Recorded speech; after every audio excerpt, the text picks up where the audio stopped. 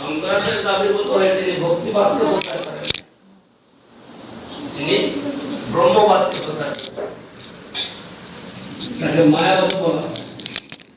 কারণ বুদ্ধদের থেকে, বুদ্ধিস্টদের থেকে রক্ষা করতে গেলে ভক্তির কথা কেউ শুনতে না, মানে না। কারণ ভগবানের অবতার হলেন বুদ্ধ, বুদ্ধ অবতার। তিনি যে কথা প্রচার করেছেন তার শক্তি আছে, এবারে বিনা শক্তি নয়।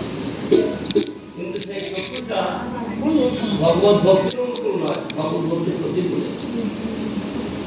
সেই জন্য তাকে দমন করতে গেলে সেইরকমই লোক চাই। আসলেন কে? শঙ্কর।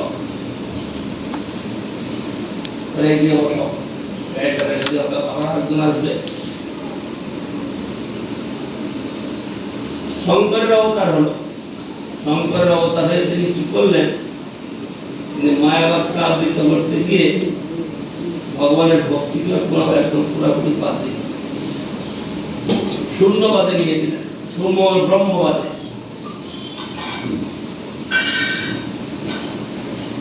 ব্রহ্ম একম অদ্বিতীয়, এক ব্রহ্ম, আর কিছু না। যত কিছু দেখছি সব মিথ্যা, মিথ্যাবাদ, সব মায়াবাদ, ব্রহ্মবাদ, এরকম প্রচার করতে থাকবেন। প্রচার করতে করতে নবদ্বীপে এসেছিলেন শঙ্কর। তিনিও ভগবত অবতার। তিনি হলেন গুণ অবতার। তার মধ্যে তম গুণাবেশ শঙ্কর, শিব ঠাকুর। তিনি ধ্বংস করেন। বিষ্ণু সত্যগুণ অবতার, সত্যগুণাবেশ তিনি পালন করেন। ব্রহ্মা রজগুণাবেশ, রজগুণ তিনি সৃষ্টি করেন। আর শিব ঠাকুর তিনি তমগুণের সংহার করেন। তিনি এই কলিকালেও তিনি যখন শঙ্করাচার্যের উপরে আবির্ভূত হলেন তখন তিনি বিনাশী করলেন। কি বিনাশ? একদিকে বুদ্ধবাদ, অন্যদিকে ভক্তিবাদ, দুটাকে একেবারে শুরু করে দিলেন। শঙ্করাচার্যের একটা গুণ ছিল, আমরা যেটা এখন অনুভব করি, তিনি যদি ভক্তিবাদকে না আটকাতেন তাহলে আমরা ভক্তির অনুভব কোনকালেই পেতাম। কারণ ভক্তি কেউ বুঝতেই না, গ্রহণ করতে পারে। শঙ্করাচার্য এসে যখন ভক্তিবাদকে বাদ দিয়ে দিলেন, তারপরে আসলেন কে? মধ্বাচার্য। তারপরে আসলেন রামানুজাচার্য। তারপরে আসলেন নিম্বার্কাচার্য। তারপরে আসলেন বিষ্ণু স্বামী। এরা ব্রহ্মবাদকে বন্ধ করে দিয়ে ভক্তিবাদকে প্রচার করে। যদি শঙ্করাচার্য ভক্তিবাদকে প্রচার করতেন তাহলে ভক্তি হতো মিশ্রা, জ্ঞান মিশ্রা ভক্তি হয়ে যেত, সেটা তো আরো ক্ষতিকারক। সেই জন্য ভগবানের অবতার, ভগবানই কিভাবে পাঠিয়েছেন, কিভাবে কি করতে হবে তিনি সব জানেন। কোন যুগের কি প্রয়োজন তিনি সব জানেন, সেটা জেনেই ব্যবস্থা দিয়েছেন। তাই শঙ্করাচার্য এসে ভক্তিবাদকে তিনি আবৃত করে দিয়েছেন। তিনি ভ্রমণ করতে করতে এসেছিলেন নবদ্বীপে। নবদ্বীপে যখন আসেন, সেই রুদ্রদ্বীপে আমরা দর্শন করতে গেলাম আজকে, সেখানে তিনি এসেছেন। রাত্রিবেলায় মহাপ্রভু তাকে স্বপ্ন দিচ্ছেন। তখন কিন্তু মহাপ্রভু অবতার হয়নি, আজ থেকে কত বহু বছর আগে।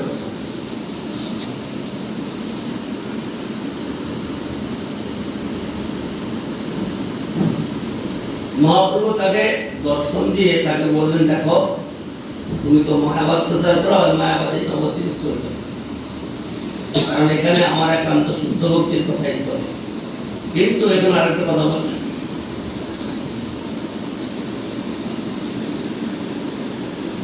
বিদ্যসী হেতা ক্রোর মায়ের লইয়া কল্পিত আগম করে জ্ঞান প্রচারী মম ভক্তগণের দেশ করে যেই দম তাহারে কেবল দেহ করে কল্পিত আগমগণ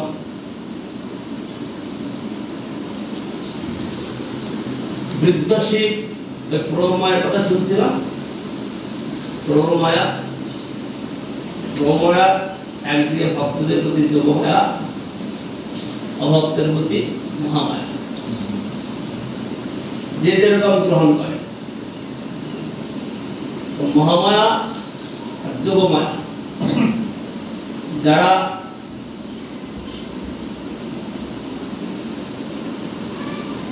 ভক্তগণকে দেশ করে, বিদ্বেষ করে, হিংসা করে, তাদেরকে বঞ্চনা করে ওই আগমের শিক্ষা দেয়।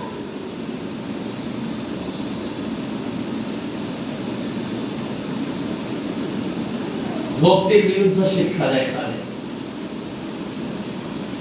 কিন্তু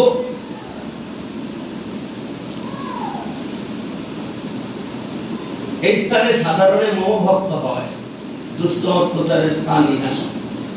নবদ্বীপেতে যত জন আছে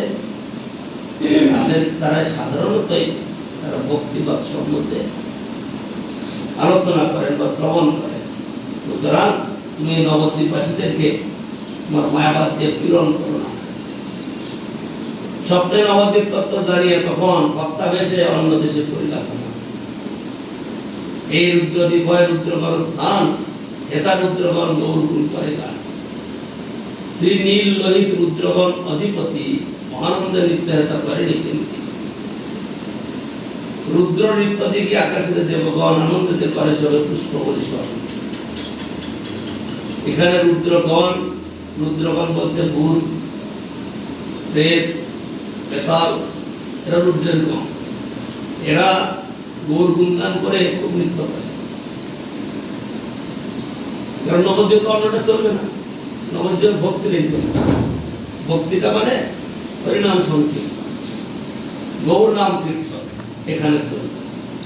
এখানে অন্য যারা চালাতে চাচ্ছে তারা অত ভাগা, কারণ তারা ভক্তি কথা বুঝে না, জানে।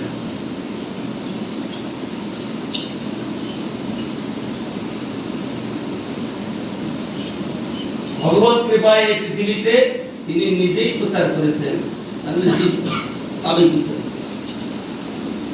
তিনটা বস্তুর কথা বলেছেন, একটা ব্রহ্ম, একটা পরমাত্মা, একটা ভগবান। ব্রহ্ম কিন্তু আছে। শঙ্করাচার্য মায়াবাদ প্রচার করেছেন, সেটা নাই তাকে করে, সেটা আছে। কিন্তু বুদ্ধদেব যেটা প্রচার করেছেন সেটা নাই। শঙ্করাচার্য প্রচার করেছেন মায়াবাদ, ব্রহ্মবাদ। ব্রহ্ম আছে, ব্রহ্ম নিত্য। কারণ ভগবান যখন নিত্য, ব্রহ্ম নিত্য, আর পরমাত্মা। এই তিনটা কথা, ব্রহ্ম, পরমাত্মা, ভগবান, তিনটা তত্ত্বের প্রচার করেছেন। তিনটা তত্ত্বের যারা যারা প্রচার, যারা যারা গ্রহণ করেন, তারা সেই সব তত্ত্ব সম্বন্ধে অভিজ্ঞ হন।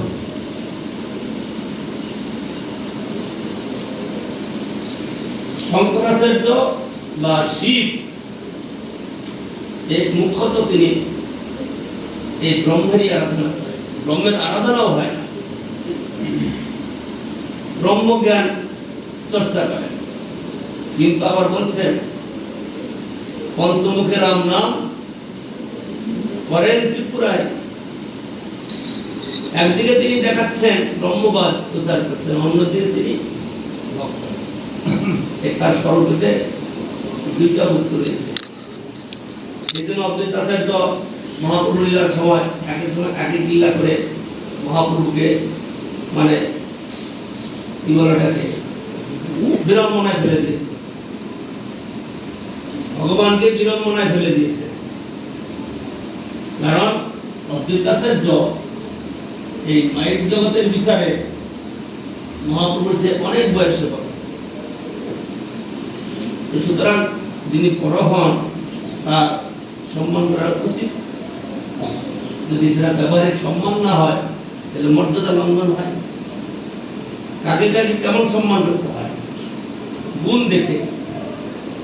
যদি বেশি গুণী হয় তো বড় বয়সে হলেও তাকে সম্মান করা উচিত, তার গুণের সম্মান। তার বয়সে বড় হলে তার বয়সের সম্মান মর্যাদা দিতে হবে, নাহলে কিন্তু ব্যবহারিক সমাজও চলে না। সমাজপতি যেমন নেতাগণ, তারা তো সমাজপতি হয়। তারা বয়সে ছোট হলেও যখন সমাজের কার্য পেয়েছে তাদেরকে সেই যোগ্যতায় সম্মান দিতে হয়। এটাই বিধান।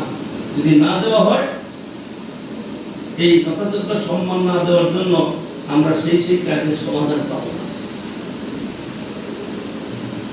বুড়ো স্কুলের মাস্টার ছেলের সমান একটা অফিসার, তাকে দিয়ে স্যার বসে দিয়ে লেখাপড়া শিখেছে, কিন্তু তাও তাকে স্যার করতে হবে। আবার ওই ছাত্র যখন স্কুলে এসে স্যারের কাছে বলবে তখন স্যার বলে তাকে প্রণাম করবে। এরকমই বিধান। তো এইটা আমরা তিনটা তত্ত্বের কথা শুনলাম, ব্রহ্মবাদ, আর হলো যোগ, আর ভক্তিবাদ। এই তিনটার মধ্যে শিব ঠাকুর ব্রহ্মবাদকে মানে, তিনি ব্রহ্মবাদের প্রচার করেন। একদিকে ব্রহ্মবাদ, অন্যদিকে তিনি ভক্ত। তো যখন নবদ্বীপে এসেছিলেন, নবদ্বীপে এসে তার চাল করলো না, তাকে ভগবান বিদায় করে দিলেন। কিন্তু বিদায় করলেও এই যে রুদ্রদেব স্থানটা, ওরা রুদ্রদেব দেবেরই স্থান। রুদ্রদেব মানে শিব ঠাকুর। তো সুতরাং শিব ঠাকুরের যারা গণ, ভূত, প্রেত, প্রেতাদি, যারা ওখানে থেকে মহাপ্রভু স্বর্গ থেকে দেবগণ পর্যন্ত তাদের ওই আনন্দ থেকে তারাও আনন্দ, কারণ তারা পায় না। নবদ্বীপবাসীরা বা নবদ্বীপের ভক্তরা যে নিত্য কীর্তন আনন্দ আদি করেন, অন্য লোকে সেটা পায় না। স্বর্গলোক, রাজা, তার উপরে মহালোক, জনলোক, তপলোক, তারা ধরে এরকম আনন্দটা পায় না। সেই জন্য তারা আনন্দ অনুভব করে, তাদের উপর পুষ্প পরিশ্রম করে। কদাচিৎ বিষ্ণু স্বামী আসি দিগ্বিজয়ে, রুদ্রদ্বীপে রহে রাত্রে শিষ্যগণ হয়ে, হরি হরি বলে নৃত্য করে শিষ্যগণ। বিষ্ণু স্বামী স্তুতি স্তুতি করেন পঠন, ভক্তি আলোচনা দিকে হয়ে হরষিত। কৃপা করি দেখা দিল শ্রীনীল লোহে, বৈষ্ণব সবাই রুদ্র হইল কলিত। দেখি বিষ্ণু স্বামী অতি হইল চমৎকার। পর যদি স্তব করে বিষ্ণু ততক্ষণ, দয়ার্দ্র হইয়া রুদ্র করেন বচন। তোমরা বৈষ্ণব জন মম প্রিয় অতি, ভক্তি আলোচনা দেখি তুষ্ট মম ভক্তি। বিষ্ণু স্বামী যখন নবদ্বীপে এসেছিলেন, এই নবদ্বীপ ধাম আমরা হয়তো আজকে একটা গ্রামের মতন লোককে, কিন্তু প্রাচীন কাল থেকেই নবদ্বীপের প্রতি কিন্তু নবদ্বীপ ধাম বলে ভগবানের প্রিয় ভক্তগণ যাতায়াত করতে করে, চিরকালই করে থাকে। সেটা তো প্রকাশ্যে আসে না, কিন্তু নবদ্বীপ ধাম নিত্য ধাম, ভগবত ধাম। ধাম বলতে ভগবান যেখানে লীলা করেন, আবির্ভূত হন, অবস্থান করেন বিগ্রহ রূপে স্বরূপে, তাকে ধাম বলা হয়। যেখানে মহাপ্রভু আবির্ভাব স্থান ধাম, সেই ধাম বলে অনেক অনেক মহাজনগণ এখানে যাতায়াত করেছেন, এখনো করে থাকেন। তো বিষ্ণু স্বামী যখন এসেছিলেন, বিষ্ণু স্বামী তার শিষ্যগণদের নিয়ে হরি কীর্তন করেছেন, ভক্তি আলোচনা করেছেন। তাতে শিবের যারা গণ, তারা খুব তুষ্ট হয়েছে, এসে তার কাছে বলছে, তোমরা বৈষ্ণবজন মম প্রিয় অতি, ভক্তি আলোচনা দিকে তুষ্ট মম। বর্মাবা দিব আমি হইয়া সদয়, বৈষ্ণবে অদয় মোর কিছু নাই। শিব ঠাকুর বলছেন বৈষ্ণবদের অদেয় কিছু নাই। আর ভস্মাসুরকে ভস্মাসুরও তো তার তপস্যা করেছে। যখন পর চাইল ভস্মাসুর, তিনি তো একদম হতভম্ব হয়ে গেল, কি উপায় হবে। তারপর ঠিক আছে, যখন পর চাইলে বর দিল, বর দিয়ে বিপদে পড়ে গেলেন সে, উপায় কি হবে। তপস্যা করেছে বর পাওয়ার জন্য, বরদ তিনি তার কাছে বর নিয়ে তাকে বিপদে ফেলে দিচ্ছে। কি বিপদ। ভস্মাসুর বলছে, বৃকাসুর বলছে যে হে প্রভু, তুমি তো আমাকে বর দিলে, আমি বরটা পরীক্ষা করবো কোথায়। বরটা ছিল কি, তার মাথায় হাত দিলে সে মরে যাবে, এইরকম বর নিয়েছে। আর এই এখানে আমরা শুনছি কি, শিব ঠাকুর বলছে যে তোমাদের অদেয় কিছু নাই। তো তার ওই বস্তু চাইবে নাকি, তার মাথায় হাত দিলে সে মরে যাবে। বাবা কেমন শক্তি, তো আমি লড়াই করতে 500 1000 সহস্র বলতাম। ওই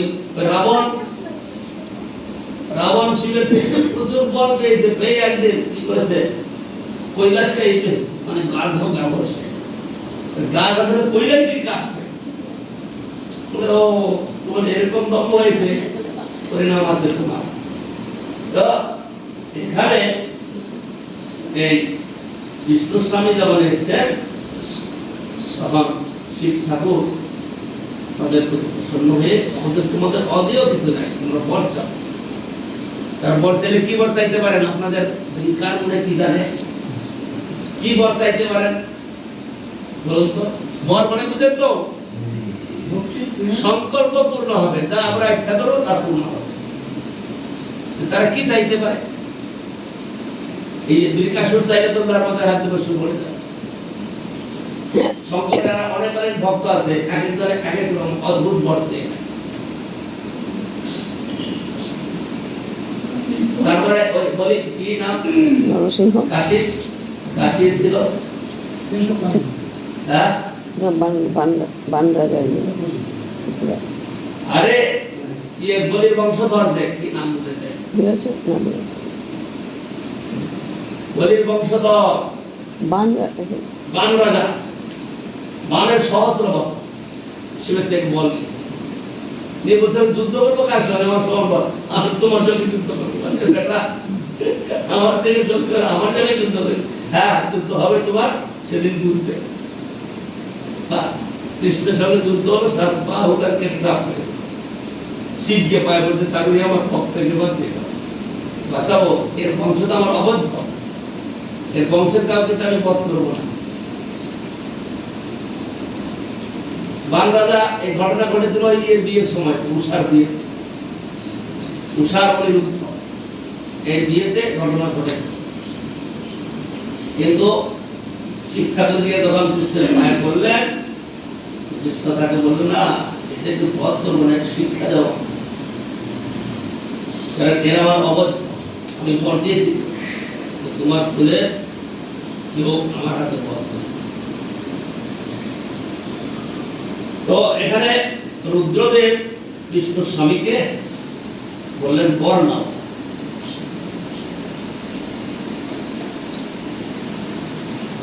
বৈষ্ণবে অদেয় বর কিছু নাই হয়, দণ্ডবত প্রণমিয়া বিষ্ণু মহাশয়, অর্জুনী বর মাগে প্রেমানন্দ হয়। কি বর মাগছে, এই বর দেহ প্রভু আমার সবাকারে, ভক্তি সম্প্রদায় সিদ্ধি লবি অতস্পর। আমরা বর ছেলে কি চাইতাম, ছেলে আছে আমার, মেয়ে আছে আমার, পয়সা আছে আমার, বাড়িঘর আছে আমার, জমা জমি আছে, সহায় সম্পত্তি আছে। একবার শিব ঠাকুর এই গল্প করতে গেলে আসল কথাটা ঠিক আছে, গল্পটাও দরকার। একবার শিব ঠাকুর আর কৃষ্ণ দুজনের সঙ্গে বাদাবাদি হয়েছে। কৃষ্ণ বলছে আমার ভক্ত হলো, শিব আমার ভক্ত হলো, ঠিক আছে চলো পরীক্ষা করা যাক কার ভক্ত বড়। দুইজনে ব্রাহ্মণ বেদ ধরেছে, বেদ ধরে শিষ্য বাড়ি ঘুরছে। প্রথমে শিব ঠাকুর বলেন আমার শিষ্য বাড়ি দেখিয়ে দিতে হবে, কত সুন্দর তারা কত ধনী মানে কত পয়সাপাতি, তারা কত সুন্দর। ঠিক আছে, দুইজন ব্রাহ্মণ বেশে গিয়েছে, তো গুরু আসছে। শিষ্যগণ ছিল কোথায়? উপরতলা। 2-3 তলা তার বাড়ি, তো বসে আরাম করছে, বিশ্রাম করছে। সেবকগণ তার যথোচিত সেবা করছে। আর গুরুদেব এসেছেন, সঙ্গে একজন শিষ্য বা সাধুদের নিয়ে এসেছে। গুরুদেবকে খবর দেওয়া হলো, গুরুদেবকে বলছি, ভক্তকে শিষ্যকে ভক্তকে খবর দেওয়া হলো, খুব আনন্দের কথা। তো তোমরা সব গুরুদেবের সেবার জন্য ত্রুটি না হয়। তিনি যদি হাতে রান্নাবাড়ি করতে চান, সবাই আয়োজন করে দাও, বা তোমরা সব রান্নাবাড়ি করে তাদের ভোজনের ব্যবস্থা ঠিক করে দাও, কোনো রকম যেন ত্রুটি না হয়। এদিকে সব ব্যবস্থা হয়ে গেল। তিনি কিন্তু আছেন উপরে, গুরুদেবের দর্শনের অপেক্ষা নাই। গুরুদেব আসছেন, তাড়াতাড়ি এসে গুরুদেবকে দর্শন করবে, প্রণাম করবে, কিছু প্রণামী দেবে, আর ফলপুর যাই ঠিক হাতে একটা কিন্তু প্রণাম করে সব প্রথম কিছু না। উপরে আছে কি, এদিকে তার কর্মচারীরা সব ব্যবস্থা করে দিলেন। গুরুদেব রান্নাবাড়ি করে নিলেন, ভোজনাদি হয়ে গেল। শিষ্য এখন পর্যন্ত আসলো না। এখন গুরুদেব যাওয়ার সময় সেবকদের বললেন যে তোমরা গিয়ে বলো এখন আমরা যাচ্ছি, চলে যাও। তো গিয়ে যখন বলেছে সেবকগণ, কিন্তু ঠিক আছে গুরুদেবকে বলে দাও, গুরুদেব যেন আবার আসেন, তো তার সেবা যেন এরকম করতে পারে। তো গুরুদেব যাবার শুনলো, শিষ্য এত যত্ন করলো, আশীর্বাদ দেওয়া দরকার, বর দেওয়া দরকার। কি বর দিল? বাইরে গিয়ে দেখছে, আরে দুইতলা বাড়ি এসে এরকম বাড়ি কয়েকটা হয়ে যায়, এর চেয়ে বড় বাড়ি হয়ে যায়, অনেক লোকজনের কাজ করুক, অনেক ব্যবস্থা এরকম। আশীর্বাদ। এখন কৃষ্ণ ভক্তের বাড়ি যাবেন। কৃষ্ণ ভক্ত সাধারণতই কি হয়, গরিব ভিখারি, দিন আনে দিন খায়, বেঁধে খায়। তারা গেল তার কাছে কোন বাড়িতে, সব একটা মহিলা, তাও বিধবা, একটা মহিলা তাও বিধবা, কৃষ্ণ ভক্ত তার বাড়িতে গেছে। তার বাড়িতে কি আছে, কি থাকতে পারে? একটা বিধবা মহিলা। তার খাবারই যদি না ভিক্ষা করে খায়, সে কৃষ্ণকে খাওয়াবে, গুরুকে কি খাওয়াবে? যখন গুরুদেব আর আরেকজন তার সাথী কি উপস্থিত হয়েছে, তার আনন্দের সীমা নাই। আজকে গুরুদেব ঘরে এসেছে, কি আনন্দ, কি আনন্দ। ঘরেতে ছিল ছেঁড়া মাদুর, একটুখানি এনে গুরুদেবকে দিল। শিব ঠাকুর দেখেই তো নাচের খেলা শুরু করে দিয়েছে। এরকম হয় নাকি? আর কৃষ্ণ আদর করে তাকে বসে করলেন। এখন শিব ঠাকুর তো বসতে হলো বাধ্য হয়ে। দুইজনে বসে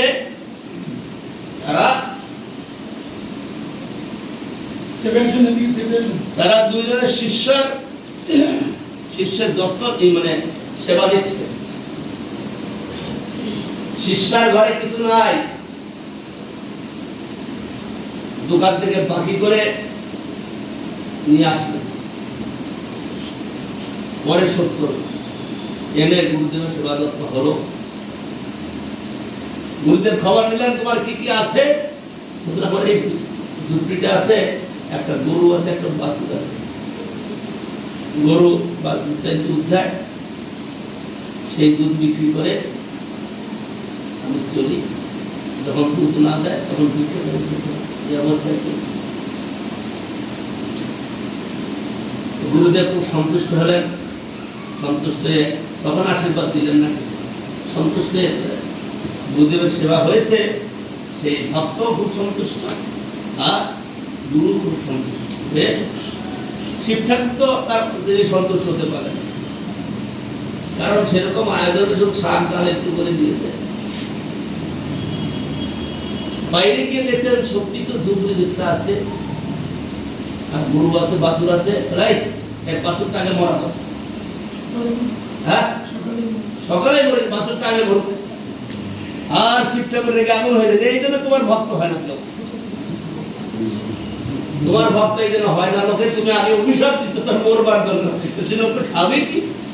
বাচ্চাটা যদি মরে যায় গরুটা দুধ দেবে না, বাছরটা মরে গেলে গরুটা দুধ দেবে না, বলে যে বাছরটা মরে গেল, ঠিক আছে গরুটাও মরুক, সন্ধ্যা। শিব ঠাকুর এক এক কথা রেগে যাচ্ছে, মানে তার রাতটা একটু বেশি চলে যাচ্ছে। তারপরে বলছে গরু বছর মরে যাওয়ার পরে তার একটা আশ্রয় থাকবে, কি? ঝুপড়িটা, এক ঝুপড়িটা রাত্রে বলে। শিব ঠাকুর আর তখন আর অস্থির হয়েছে, কি তোমার ভক্ত কেন হতে হবে? তুমি লোককে এরকম সর্বনাশ করে ছাড়ো, তাকে সর্বনাশ করে ছাড়াও, এই জন্য তোমার ভক্ত এই দুনিয়ায় কেউ হবে না। যদি ধন মান জন না পায় তাহলে ভক্ত কি লাভ হবে? কি চাইলেন বর? ভক্তি। আমাদের কি সেরকম ভাবনা থাকতে পারে? যতই কামাচ্ছে স্পৃহা কমছে না, যতই কামাচ্ছে স্পৃহা কমছে না। তারপরে দৃষ্টান্ত দিলেন, কি শুনুন, সেটা শুনলে আপনাদের আনন্দ হতে পারে। শিব ঠাকুরের কৃষ্ণ বললেন যে তুমি তো খুব দুঃখ পাচ্ছ, আমি আমার ভক্তকে অভিশাপ দিচ্ছি বলে অভিশাপের আশীর্বাদ দেখো, এই জন্মান্তরে কি হবে দুজনের দিব্য দৃষ্টি দিয়ে দেখালেন যে দুজনে কি হবে, এ হবে শুকর। তুমি যাকে শিষ্য বলে গ্রহণ করে তার প্রশংসা করবে, সে শুকর তুমি লাভ করবে। দেখো আমার যে ভক্ত, সে চিরকাল আমার সেবাই করতে থাকে। আমার যে ভক্ত চিরকাল আমার সেবা করতে থাকবে, আর তোমার যে তার কর্মফল ভোগ করার জন্য শুকর তুমি লাভ করবে। দেখো তখন কৃষ্ণের পায়ে পড়েছে, ঠাকুর তুমি তো ঠিকই করো, আমি কতটা চিন্তা করলাম, সাথে সাথে যা হয় তৎকাল। তার নাম আরেক নাম কি আছে? আশুতোষ। তিনি অল্পেতে তুষ্ট, আবার অল্পতেই রুষ্ট। কোন বিচার আচার কিছু করেন না, বাস সাথে সাথে। কিন্তু কৃষ্ণ সেরকম করে না, বিচার করে কি করে মঙ্গল হবে। মঙ্গলটা শুধু সংসার ভোগ না, আমরা সংসার ভোগটাকেই মঙ্গল বলে মনে করি। ছেলেটা সুস্থ থাকুক, ছেলেটার ভালো করে বিয়ে হোক, যদি নিজের সম্পত্তি থাকে ব্যবসা বাণিজ্য ঠিক মতো করুক, নাহলে একটা চাকরি দেখতে পাক, এরকম চিন্তা ভাবনা করে। কিন্তু এটা যুক্তি মানুষের পক্ষে। ভগবানের সৃষ্টির মধ্যে দেব দানব কত কিছু আছে, তার মধ্যে মনুষ্য সৃষ্টি শ্রেষ্ঠ সৃষ্টি করা হয়। কেন বলা হয়? এই ভজনটুকু করতে পারে, ভজনটুকু করার সুবিধা থাকে বলে শ্রেষ্ঠ বলা হয়, নাহলে পশুদের সমান। আহার নিদ্রা বই হয় মৈথুনাংশ সামান্য মেতদ পশুবীর নরনাম ধর্ম হিতেশান অধিক বিশেষ ধর্মের হীনা পশুবীর সমান। যদি আত্মধর্ম জানতে না পারলো তাহলে পশু আর মানুষের কোনো তফাৎ নাই। আহার নিদ্রা ভয় মৈথুনের চারটা কর্ম সকলের জন্য, পশু পাখি কীট পতঙ্গ মানুষ বলুন সকলের জন্য চেষ্টা করে। এই চারটার বাইরে আহার, এই শরীর ধারণ করলে পরে জন্ম গ্রহণ করার পরেই কিন্তু তার আহার চাই। নিদ্রা, একমাত্র নিদ্রা দিয়ে কে ছিলেন? একমাত্র অর্জুন, জিত নিদ্রা তিনি, আর কেউ জিত নিদ্রা। তিনি না ঘুমালো তার চিন্তা নাই, ঘুমালো চিন্তা। আমাদের কিন্তু ঘুম না হলে চলবে না, মাথা খারাপ হয়ে যাবে, প্রেশার বাড়বে, প্রেশার কমবেও, কিন্তু বাড়বে না, কমবেও। যার লো প্রেশার তার কমবে, যার হাই প্রেশার তার বাড়বে, দুইটাই বিপরীত। তো সেই জন্য আমাদের শরীরটা চাই। আর ভয় এটা জন্মের সাথে আছে। শিশুটাকে হাত উঠান, কেঁদে ফেলবে, কি করে জানার মধ্যে কিছু আছে? এরকম হাত উঠান শিশুটাকে, 2-4 মাসের শিশু, দেখবেন ও ভয় পেয়ে গেছে। আপনি জঙ্গলে গিয়েছেন বন্দুক নিয়ে, বাঘ সিংহ হিংস্র জন্তু, ওই বন্দুকের মধ্যে কি আছে যে বাঘ দেখে পালায়? পালায় কিনা? বন্দুক দেখলেই বাঘ পালাবে। সে কেন? ওর মধ্যে কি আছে? ওর মধ্যে ভয় আছে। আহার নিদ্রা ভয়, আরেকটা মৈথুন, স্ত্রী সঙ্গ করার স্পৃহা জন্মজাত। এই চারটা তো সকলের মধ্যে আছে, মানুষের মধ্যে আছে, পশু পাখির মধ্যে আছে। মানুষ শরীর ধারণ করে এই চারটা করে দিন কাটিয়ে গেল। এই ঘর বাড়ি বানানো, এই ইলেকট্রিক পাখা চালানো, এর মধ্যেই পড়বে, বাইরে না। কারণ খাওয়া দাওয়া করে জীবন বাঁচানোর জন্য এই কাজ করছি, কিন্তু জীবন বাঁচানোর যে শেষ কথা নয়, তার মধ্যে শেষ কথা মনে নিয়েছে। যত বড় বৈজ্ঞানিকই হোক, যত বড় রাষ্ট্রনায়ক হোক না কেন, 80 বছর পরে যখন থুরথুরা হয়ে যাবে, কেউ বুঝবে না। বুঝবে কি? কেউ বুঝবে না। আর আপনি লক্ষপতি কোটিপতি হন না কেন, আজকে আপনার পাওয়ার আছে, আপনি আজকে কাজ করছেন, ব্যাংকের কাজ হোক, লোন দেওয়ার কাজ হোক, ব্যবসা বাণিজ্যের কাজ হোক, দেখছেন বলে আপনি, কিন্তু যখন আপনি ওর থেকে বাদ করবেন, আপনার স্টাফ যারা ছিল তারা স্ক্র্যাপ করবে না। তাহলে এই চারটা কর্ম করে কাটিয়ে গেলে লাভটা কি হলো? মৃত্যু ঘনিয়ে আসছে, যেদিন মরে যাবো সব সামনে। মানুষের মোহ কিছুতেই ছাড়বে না, বুঝতেই চেষ্টা করবে। আহার নিদ্রা ভয়, এই চারটা সকলের মধ্যে রয়েছে। তাহলে মানুষ কেন আত্মধর্ম সম্বন্ধে আলোচনা করতে বা আত্মজ্ঞান লাভ করতে পারে, ভক্তি জ্ঞান লাভ করতে পারে, এই জন্য মানুষের শ্রেষ্ঠ। ধর্মেহীনা পশুবীর সমানা, ওদেরকে বলা হয় 4 পদ পশু। মানুষের দুটো হাত উপরের দিকে থাকার জন্য 4 পদ বলবে না, কি বলবে? 2 পদ পশু। মানুষ 2 পদ পশু। কারণ পশুরা যেমন 4টা কর্ম নিয়ে জীবন বাঁচায়, মানুষ হচ্ছে 4টা কর্ম নিয়ে জীবন বাঁচাচ্ছে। আর লাভটা কি হলো? কিছু লাভ নাই। ধন যতই খাবেন না কেন, জমান না কেন, যত যশ প্রতিষ্ঠা যতই আপনার আসুক না কেন, লাভ কি হবে? আসলে গৌতম দেব না, গৌতম দেব না, কি নাম বলা? ভাইরা কান্দি গৌতম নাম, গৌতম দেব না, না গৌতম দেব, গৌতম দেব ভাইরা আর শিবজার আছে হেমন্ত না না, গৌতম দেব তো গৌতম কংগ্রেসের বড় নেতা আছে। সাগর মহারাজ বলেছেন, একবার শুনছিলাম তার মুখে, একবার গেছিলাম ঢাকায়, সাগর মহারাজ বলছেন যে গৌতম দেব সাগর মহারাজকে দেখাচ্ছেন কি একটু উপরে কি থাকে না, কি বলে ছিল থাকে, বাড়িয়ে দেওয়া হয় ভর্তি মালা, মালা ভর্তি করে দেখাচ্ছে যে মহারাজ বিভিন্ন অনুষ্ঠানে গিয়েছে, আমাকে সব মালা ওকে দিয়ে সব সাজিয়ে দিয়েছে। সে লোকটা ভগ্নিপতি, ইংল্যান্ড থেকে যে ওর বিরুদ্ধে লড়ছে, লোকটাকে গ্রেফতার করে তো ভগ্নিপতি, কিন্তু গ্রেফতার করে, কারণ চাই তার যশ, চাই তার প্রতিষ্ঠা। তার বোনকে নিয়ে এসে প্রচার করলো, যদি প্রচার করলে তৃতীয় বর্ষ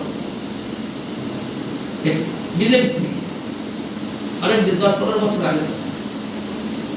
তার মেয়েকে এসে লড়াই, মানে কোর্টে লড়লো, থানায় করলো, তারপরে তার বডি করলো না তো, মানে খাঁচাটা পেল 6 মাস 8 মাস পরে। তার বুকে পেসমেকার লাগানো ছিল, সেটা পেল। তার পায়ের জুতাটা পেল, এটাতে বুঝলো যে তার বাবা। কিন্তু তখন তো কংগ্রেসের কাজ, ও কংগ্রেসের নেতা, কিছু হলো। কথাটা কেন বললাম? যতই ধন হোক না কেন পরিণাম এই দাঁড়াবে। চিত্তবৃত্তি কখনো তাদের সংশোধন হবে না, শুধু চাই যশ প্রতিষ্ঠার ধন। এর দ্বারা লাভ কি হবে? কয়েকদিন পরে আবার তারা তো এরকম অবস্থায় দাঁড়াবে। সুতরাং এই বিষ্ণু স্বামী শিব ঠাকুরের কাছে কি বর চাইলেন? ভক্তি সম্প্রদায় সিদ্ধি নবী অতৎ করে, এই বরটা অন্য বর চাই না। পরমানন্দের রুদ্র বর পরিধান নিজ সম্প্রদায় বলি করিল আখ্যান। সেই হইতে বিষ্ণু স্বামী স্বীয় সম্প্রদায় শ্রী রুদ্র নামেতে দিয়ে নাচে যায়। রুদ্র কৃপা বলে বিষ্ণু এর স্থানে রহিয়া বুঝিল শ্রী গৌরচন্দ্র প্রেমের গালিয়া। স্বপ্নে আসি শ্রী গৌরাঙ্গ বিষ্ণুরে বলিল মম ভক্ত রুদ্র কৃপা তোমারে হইল। ধন্য তুমি নবদ্বীপে পাইলে ভক্তি ধন, শুদ্ধাদ্বৈত মত প্রসার এই ধন। কতদিনে হবে মোর প্রকট সময়, শ্রী বল্লভ ভট্ট রূপে হইবে উদয়। শ্রীক্ষেত্রে আমার তুমি পরিদর্শন, দর্শনে সম্প্রদায় সিদ্ধি পাবে গিয়া মহামনে। এই রুদ্রদ্বীপেতে এইসব কাহিনী হয়েছে পুরাকালে। ওই দেব শ্রী বল্লভ গোকুল এখন তুমি কথা গেলে তবে তার দর্শন। তোমার বল্লভাচার্য ছিলেন, বল্লভাচার্য মহাপ্রভুকে দর্শন করেছেন আড়াইলে, তারপরে পুরী ধামেতে। গোস্বামী বর্গ আমাদের গোস্বামীগণ তারা বৃন্দাবনে বিভিন্ন স্থানে তার দর্শন পেয়েছেন। তার ছেলেরা ছিল, তারা ভক্ত, তারা সেবা করেছেন। এত বলে নিত্যানন্দ দক্ষিণাবে মুখে পারডাঙ্গা শ্রী পুলিনে চলিলেন সুখে। শ্রী পুলিনে যাইয়া প্রভু নিত্যানন্দ রায় রাসমণ্ডলের দ্বীপ সমীক্ষা খায়। বলে দ্বীপ এইটা তো নিত্য বৃন্দাবন, বৃন্দাবন লীলা হাতা পায় দর্শন। বৃন্দাবন শুনি দ্বীপ, প্রেমেতে বিহবল নয়নেতে বয় দর দর প্রেমদল। প্রভু বলেন শ্রী গৌরাঙ্গ লয়ে ভক্তজন এই স্থানে রাস পদ্ম করিল কীর্তন। মহারাজ লীলা স্থান তথা বৃন্দাবনে, তথা এই স্থান দ্বীপ জাহ্নবী পুরীতে। নিত্য রাস হয় এটা গোপীগণ শোনে, দর্শন করে প্রভু ভাগ্যবান জনে। यार पश्चिमे दरबार श्री धीर समीर मदনের স্থান এই শুনো হে গীত। নদে ধীর সমীর যে যমুনার তীরে, সেই স্থানে তা গঙ্গা পুরী নদী। আমরা একটা কীর্তন শুনি না কি? ধীর সমীর কি কীর্তনটা বৃন্দাবন দাস ঠাকুরের নাচেরে নাচেরে নিতাই গৌরদী যমনিয়া। কীর্তনের শেষের পার্টটা কি? পুরব রহস্য লীলায় এলে বহু প্রকাশিলা, সেই বৃন্দাবন এই নদিয়া। বৃন্দাবন আর নদিয়া এক তত্ত্ব, অভিন্ন তত্ত্ব। আমরা হয়তো দর্শন পাই না এখানে। প্রচ্ছন্ন ভগবান গৌর হরি যেমন প্রচ্ছন্ন অবতার, আর ধামও প্রচ্ছন্ন। বৃন্দাবনে গেলে তোমার একটা স্বাভাবিকই রাধে রাধে, তাই না? সেখানে স্বাভাবিক একটা মানে স্বাভাবিকভাবে একটা অবতারণা হয় আসে, কিন্তু নবদ্বীপে আমরা সেটা পাই না। নবদ্বীপে এত বিষয় লোক, এত বিষয় নিয়ে আবিষ্ট, এরা মহাপ্রভুকে নিয়েও তারা বিষয় ভোগ করছে, মহাপ্রভুর নাম করেও বিষয় ভোগ করছে। এত বিষয় যে এখানে সেই জন্য প্রচ্ছন্ন রূপে আছে, প্রকাশ্যে থাকে।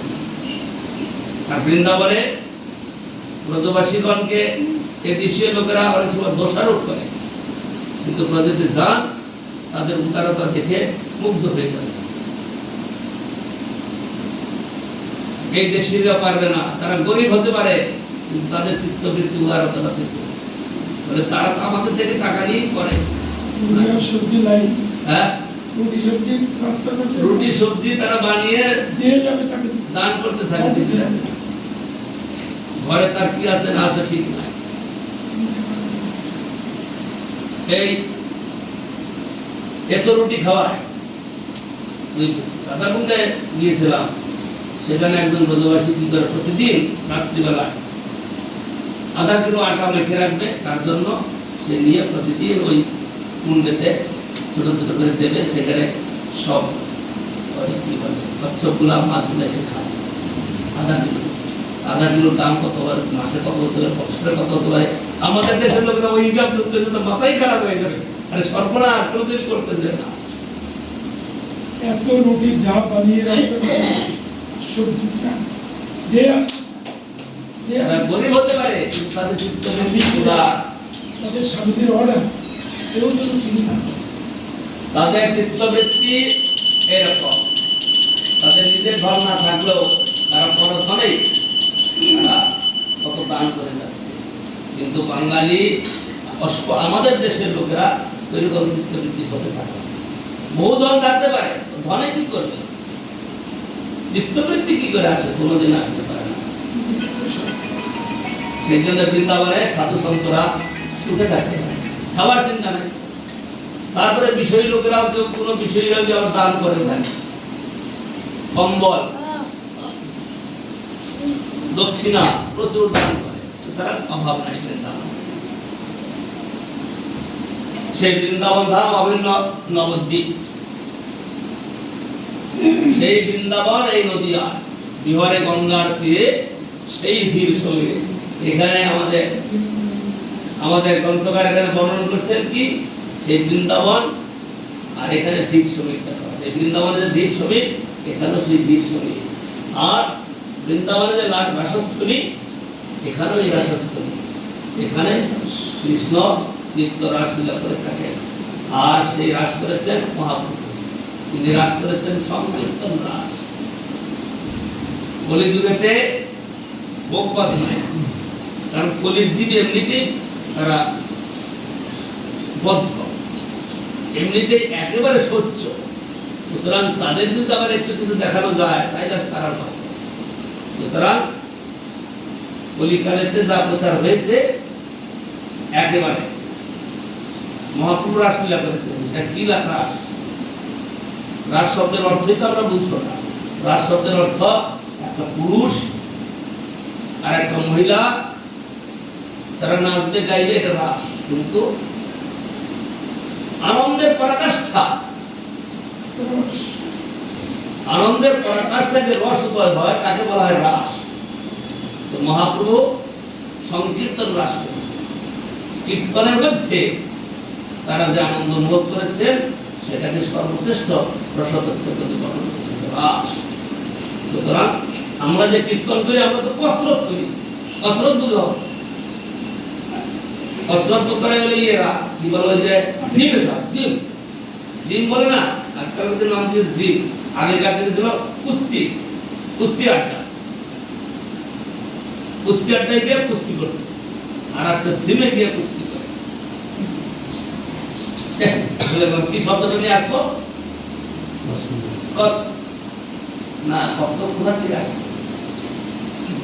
কীর্তন রস, কীর্তন, কীর্তনের কসরত করি আমরা, কি এত নাচতে নাচতে আমরা নৃত্য করি, এটা একটা কসরত। আমরা কসরত করি, এটা কিন্তু প্রকৃত আমাদের সেবার কথা নয়, কারণ আমাদের ভিতরে ভাব নাই। বাহ্যিকভাবে কিছু কসরত করি, শরীর ঘামাই, কিন্তু প্রকৃতই তাদের সেই অধিকার হয়েছে, তারা দিন রাত এই নিয়ে বেঁচে থাকবে, তাদের কোনো ক্লান্তি শান্তি আসবে। ওই বক্রেশ্বর পণ্ডিতের কথা শোনা যায়, তিনি একটানা 72 ঘন্টা 24 প্রহর, 24 ঘন্টা 24 প্রহর নৃত্য করবেন, করেন, তার কোন ক্লান্তি। মহাপ্রভুকে বলছেন যে প্রভু, আপনি যদি কৃপা করে আমাকে 10 সহস্র গন্ধর্ব দেন, তারা গাইবে আর আমি নৃত্য করবো, তাই আমার আনন্দ। 10 সহস্র গন্ধর্ব তারা মধুর স্বরে গাইবে, বাজাবে, আর আমি নাচবো, তাইলে চিন্তা করো। সেই রাসলীলা আজও নবদ্বীপে হয়, কীর্তন রাস। আমরা একবার একটা গল্প শুনেছিলাম, তীর্থ মহারাজ চৈতন্য মঠে রয়েছে, রাত্রে বিশ্রাম করছেন, এত কীর্তনের হচ্ছে কোথায় হচ্ছে, লোক পাঠালেন খবর নিয়ে, দেখো তো সেবা সম্মানে কি হচ্ছে, কিছু না, সব চলে দিকে আবার শুনছেন, আমার কাছে বিরাট কীর্তন। তার মানে সেই সেই অধিকারের ব্যক্তিরা আজও সেই বৃন্দাবনে বাঁশি বাজারে কারোর কানে প্রবেশ করে, অত্যপীয় সেই লীলা পরে গৌররায় কোনো কোনো ভাগ্যবানে দেখিবারে পান। আগৌরলিতায় তোরা দুটি ভাই, পতিত জনের বন্ধু, অধম পতিত আমি হে দুর্জন, ও মরে কৃপাশী। কাঁদিতে কাঁদিতে সুরপ্রস ধাম আমরা ভ্রমণ করছি, আমি এই কথাটা বারবার বলছি, আমাদের চিত্তে যেন এরকম ভাবনা থাকে, আমরা ভ্রমণ করছি, হয়তো ভগবান আমাদের দর্শন দিতে পারে, দিবেন, এরপর আশা বন্ধ। এটা এখন আমাদের উদয় হবে না, কিন্তু স্বাভাবিকভাবে আমরা আশা করতে পারি তো, হয়তো আমরা ভ্রমণ করছি, কোথাও হয়তো গৌর সুন্দর তার ভক্তদের নিয়ে নিত্য কীর্তন করে আমরা কোনো বাড়িতে দর্শন করতে পারবো, তখন কেমন লাগবে? যার জন্য ঘুরে বেড়াচ্ছি তিনি যদি প্রকৃত দর্শন দেন কেমন লাগবে? সেই আশা নিয়ে চলতে হবে, সেই আশা রেখে আমাদের পরিশ্রম করতে হবে। আরেকটা হলো সীমান্ত দ্বীপ। সীমান্ত দ্বীপের কথা বলছেন, যখন শিব ঠাকুর গৌর আবির্ভাবের কথা শুনলেন নারদের মুখে কৈলাসে বসে, একদিন নারদ গোস্বামী গিয়েছেন, কি জন্য? সমস্ত ব্রহ্মাণ্ডে প্রচার করতে হবে যে কৃষ্ণ নবদ্বীপ অবতীর্ণ, এটা প্রচার করতে হবে। এই প্রচারের দায়িত্ব কৃষ্ণ তাকে দিয়েছে, যাও তুমি প্রচার করো। তো প্রথম প্রচার করতে গিয়েছেন কোথায়? শিব ঠাকুরের কাছে। শিব ঠাকুরের কাছে যখন গিয়েছেন, শিব ঠাকুর শুনে আনন্দ, কারণ তারা তো ভক্ত লোক, তারা ভগবানের কথা শুনবে, ভগবানের আবির্ভাব, ভগবানের লীলা শুনলে তাদের চিত্তে আনন্দের বন্যা বইতে থাকে। এত আনন্দ দেখে সতী নয় পার্বতী দেবী জিজ্ঞাসা করতে, কি ব্যাপার এত আনন্দ কিসে? আনন্দ তুমি জানো না, গৌর সুন্দর অবতীর্ণ হবে, ভগবান গৌর সুন্দর সাক্ষাৎ কৃষ্ণ। কোথায় নবদ্বীপে? তাহলে আমি কেন বসে থাকবো? তো আমি যাবো সেখানে। সেই পার্বতী দেবী এসে আরাধনা শুরু করলেন ওই সীমন্ত দ্বীপে বসে। সেখানে বহু আরাধনা করার পরে একদিন গৌর সুন্দর প্রকট হয়েছে, তার রূপ দর্শন করে অদ্ভুত রূপ, স্বর্ণবর্ণ দেহ, সুন্দর, মানে সব লোককে মোহিত করে দর্শন। কর্মী জ্ঞানী যোগী পাপী তাপী সমস্ত লোক তার রূপ দর্শন করতে থাকে। বর্ণনা আছে না যে তার রূপ একবার দেখলে পরে সে হোক যেই ব্যক্তি দর্শন করতে, এমন সুন্দর রূপ মধ্যাহ্নকালেতে দর্শন দিয়েছেন। দর্শন দিয়েছেন, দর্শন দিয়ে কথোপকথন হয়েছে, পার্বতী দিয়ে ক্রন্দন করছে যে প্রভু আমার তো ইচ্ছা হয় আমি সেই লীলা দর্শন করি, আপনি যদি কৃপা করেন তাহলে আমার বাড়িতে করতে পারেন। কথা তুমি আমার লীলা থাকবে, দর্শন পাবে। অদ্বৈত গৃহিণী, অদ্বৈত গৃহিণী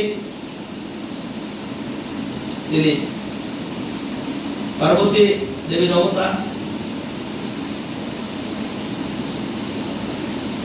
বলে গৌর সুন্দর অন্তর্ধান হয়েছে। আর না দেখতে পেয়ে সেখানে তিনি মহাপ্রভুর চরণ যেখানে ছিল সেখানে প্রণাম করেছেন। প্রণাম করে সেই গুলি তিনি মস্তকে ধারণ করেছেন। এটাকে বলা হয় সীমন্ত দেশ।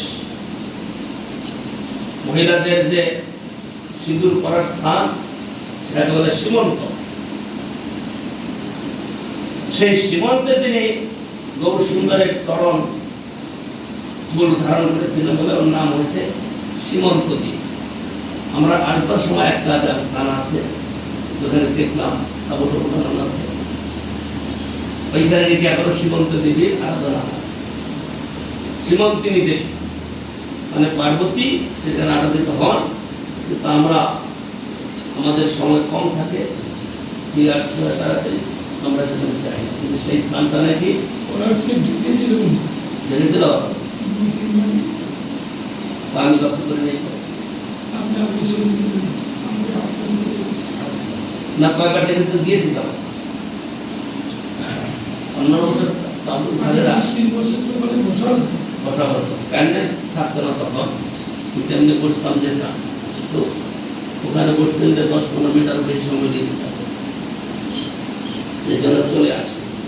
তো সেখানে সীমন্তিনী দেবীর মন্দির আছে। এই সীমন্ত দ্বীপের এই কাহিনী, আরো কাহিনী আছে সেখানে। ওই এখানে আসলেন বিষ্ণু স্বামী, ওখানে আসলেন আরেকজন কি নাম বললাম, নিম্বার কাছে তিনি এসেছিলেন ওখানে। এই তাকেও না যেখানে আসলেন সেখানে আসছিলেন চতুর্শনে এসে গৌর আরাধনা করেছিলেন সেই সীমন্ত দ্বীপে। এই নবদ্বীপ ধাম অভিন্ন বৃন্দাবন, কিন্তু বৃন্দাবন নয়, এখানে কি বলে আপনার এখানে কেদারনাথ, এখানে বদ্রীনাথ, এখানে গঙ্গোত্রী, যমুনোত্রী, সমস্ত তীর্থ এখানে বিরাজমান। সমস্ত তীর্থ মহাপুরুষ সেবা করছে। সমস্ত ধাম, যেসব জায়গায় আমরা ধাম বলে মনে করি, সমস্ত মহাপুরুষ সেবার জন্য এখানে অবস্থান করছে। তো এইটা প্রচ্ছন্নভাবে আছেন, তো আমাদের দৃষ্টিতে পড়ে না, কিন্তু ভক্তরা এইভাবে দর্শন করে সেইভাবে তারা আরাধনা করে। আমরা আজকে পর্যন্ত শ্রবণ করলাম, কালকে আমরা যাব মহাপ্রভুর জন্মস্থান মায়াপুর। আমরা কিন্তু আজকে মায়াপুর উপর দিয়ে গেছি। মহাপ্রভুর জন্মস্থানকে আমাদের টাইলে রেখে প্রণাম করে ওখান থেকে বেরিয়ে গেছি। 1 বছর গিয়েছিলাম, ভিতরে গিয়ে দেখি অনেক সময় চলে যায়, দর্শন করার ভিতরে বেরিয়ে যায় না, দর্শন করা কীর্তন করা আত্মটার বেশি সময় চলে যায়। এইভাবে না গিয়ে কালকে তো আসবোই, সুতরাং প্রণাম করে চলে যায়। আগামীকাল আমরা যত তাড়াতাড়ি বেরিয়ে যেতে পারি, আমরা আবার মানে বিভিন্ন স্থানে দর্শন করতে পারবো, কীর্তন করতে পারবো। কালকে এমন দিন হয়, একাদশীর দিন বলে অনেক পার্টি সেখানে উপস্থিত হয়। আমাদের দর্শন কীর্তন অনেক সময় অসুবিধা হতে পারে, যাই হোক মহাপ্রভু যাওয়া হয় না, আমরা সেখানে কীর্তন দর্শন কীর্তন করে আমরা চলে যাব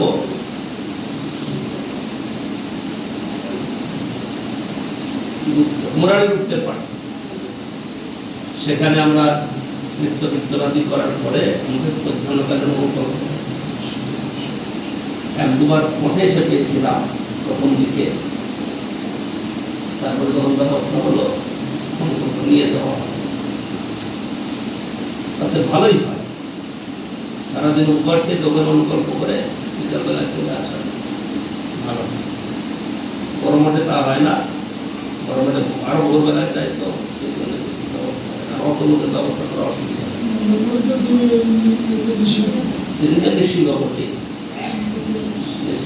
না। ওই দিনের কথা বলছি, যেদিন মায়াপুর দর্শনে যায়, সকালে প্রসাদ দেয় না, দুপুরে এসে প্রসাদ না, আপনার তাদের বিকালকে হ্যাঁ রাত্রিতে খুব কষ্ট। কয়েকবার তো আমি পুরো পার্টির ছিলাম, অসুবিধা। আর যারা থাকে তারা কি উৎপাত করে, কাউকে পাওয়া যায়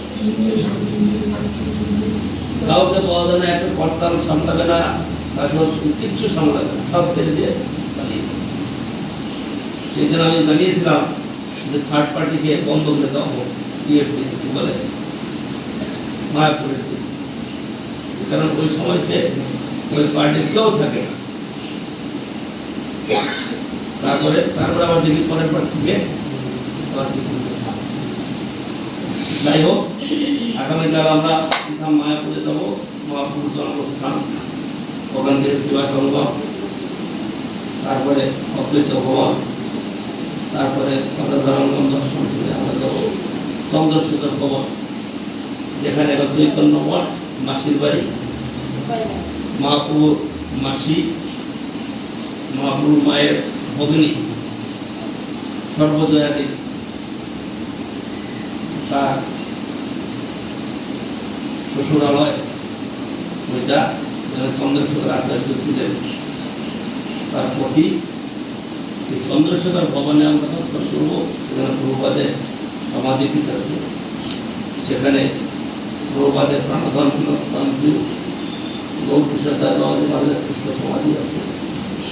তারপরে প্রভুপাদ ওই চৈতন্য মঠেই শ্যামকুণ্ড রাধাকুণ্ড প্রকট করে তিনি ভজন করেছেন, আরাধনা করেছেন, সেবা করেছেন, তাও অনেকে দর্শন করে, দর্শন করে। এইভাবে আমরা চলে আসবো। হয়তো আপনারা মনে করতে পারেন আমরা মায়াপুরে আসলাম আর কিছু দেখলাম না, অনেক কিছু দেখার আছে। আপনারা দেখার জন্য যেতে পারেন, কিন্তু আমরা তো এরকম দেখার জন্য যাই না, আমরা যাই আরাধনা করার জন্য। যদি আপনারা দেখতে চান আপনারা দেখতে পারেন, অনেক অনেক দেখা আছে, কিন্তু আমরা দেখার জন্য চাই না, আমরা যাই আরাধনা করার জন্য। সেই জন্য আমরা আমাদের যে আরাধ্য স্থান আছে, যৌক্তিক বা আবির্ভাব স্থান, সেবা সংগম, তারপরে চৈতন্য মঠ বা চন্দ্রশেখর ভবন দর্শন করে চলে আসে। আজকে আমরা দর্শন করলাম কাজীর সমাধিপীঠ। কাজীর সমাধিপীঠের কথা তো অল্প সেখানে বলেছি, আর দুই স্থানের কথা অল্প বলবো, আরো বিস্তৃত আছে, অনেক ঘটনা। কালকে আপনারা আজকে যেমন 2 টাকা দিলেন, কাল 70 টাকা দিতে হবে। আমরা যখন আসলাম সে টাকা দেওয়া হয়নি, 10 জনের টিকিটের পয়সা দেওয়া হয়নি, কালকে সেটা দিয়ে দিতে হবে। কারণ আজকে হ্যাঁ সকালে সকালে বেরোলে ভালো হয় না, যৌক্তিক পয়সা সকাল 8টা 8:30 বিকেলে আসা সবাই একটু হতে লাগবে। এই আছে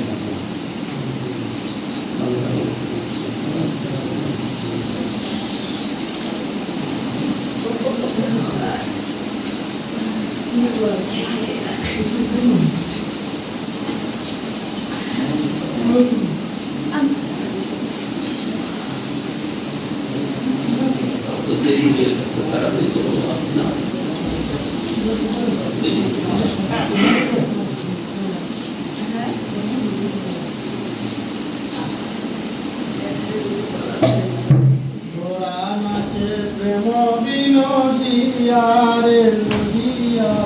এখন এই না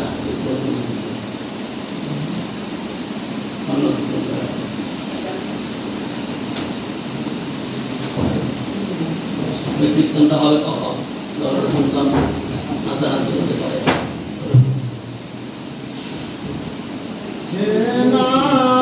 নারায়ণ হরি হে নারায়ণ হরি জয় গোপাল কৃষ্ণ মুরারি হে নারায়ণ হরি হে নারায়ণ হরি জয় গোপাল কৃষ্ণ মুরারি হে নারায়ণ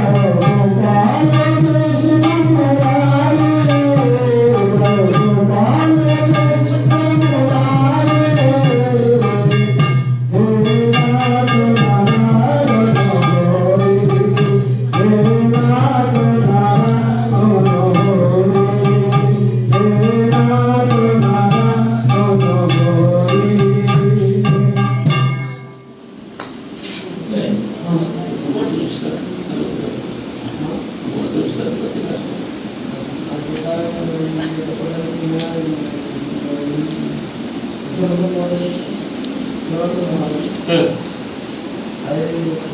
বাসের মধ্যে